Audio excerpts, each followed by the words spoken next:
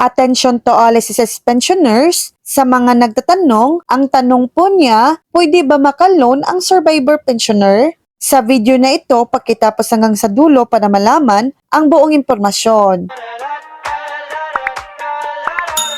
Loans para sa survivor pensioners. Kung ikaw ay survivor pensioner, may posibilidad na makapag-loan ka sa SSS. Pero, depende ito sa ilang kondisyon. SSS Pension Loan para sa survivor pensioners. Ang SSS Pension Loan ay maaring available din para sa survivor pensioners. Basta't matugunan ang mga sumusunod na requirements. Una, active survivor pensioner. Ikaw ay dapat na aktibong tumatanggap ng survivor pension mula sa SSS. Pangalawa, age requirement. Kailangan ay hindi ka lalampas sa 85 taong gulang sa panahon ng pag-apply ng loan. Pangatlo, no outstanding loan. Hindi ka dapat mayroong anumang outstanding loan sa SSS, maliban na lamang kung ito ay kasama sa loan restructuring program. Pang-apat, no advance pension. Hindi ka dapat naka-avail ng advance pension. Paano naman mag-apply? Una,